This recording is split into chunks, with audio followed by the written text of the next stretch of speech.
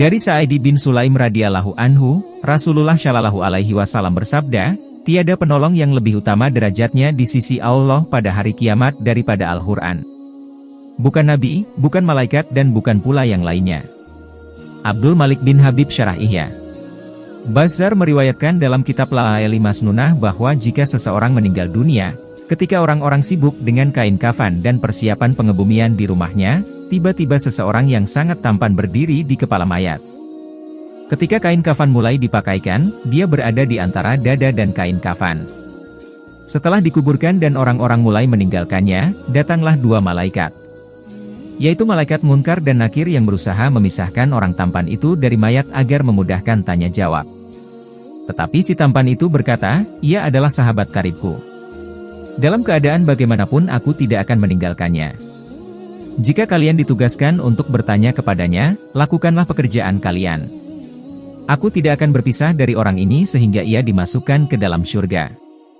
Lalu ia berpaling kepada sahabatnya dan berkata, aku adalah Al-Quran yang terkadang kamu baca dengan suara keras dan terkadang dengan suara perlahan. Jangan khawatir, setelah menghadapi pertanyaan Munkar dan Nakir ini, engkau tidak akan mengalami kesulitan. Setelah para malaikat itu selesai memberi pertanyaan, ia menghamparkan tempat tidur dan permadani sutera yang penuh dengan kasturi dari Malail A'la. Himpunan Fadilah Amal ayat 609. Allahu Akbar, selalu saja ada getaran haru selepas membaca hadis ini. Getaran penuh pengharapan sekaligus kekhawatiran. Getaran harap karena tentu saja mengharapkan Al-Quran yang kita baca dapat menjadi pembela kita di hari yang tidak ada pembela. Sekaligus getaran takut, kalau Al-Quran akan menuntut kita. Allah, terimalah bacaan Al-Quran kami. Sempurnakanlah kekurangannya. Banyak riwayat yang menerangkan bahwa Al-Quran adalah pemberi syafaat yang pasti dikabulkan Allah Subhanahu wa Ta'ala. Upaya agar mendapatkan syafaat Al-Quran tentu saja dengan mendekatkan diri kepada Al-Quran. Salah satu cara yang sangat baik dalam memaksa kita untuk dekat dengan Al-Quran adalah dengan menghafalkannya. Dengan berniat menghafal Al-Quran, hati kita seakan-akan terpanggil untuk selalu memegang Al-Quran. Ada tanggung jawab yang membuat kita merasa bersalah jika tidak memegang Al-Quran, walaupun mungkin sekedar membacanya.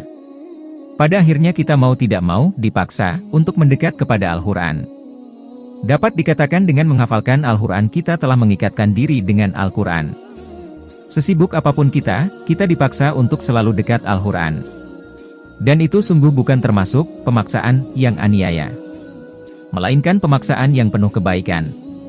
Semoga hadis di atas menjadi cambuk bagi kita ketika rasa malas menerpa kita. Semoga Allah dengan kemuliaannya menjadikan Al-Quran sebagai syafaat bagi kita, bukan sebagai penuntut kita. Semoga Al-Quran menjadi teman bagi kita ketika tidak ada sesuatu pun di dunia ini yang dapat menemani kita. Amin. Mari menghafal Al-Quran.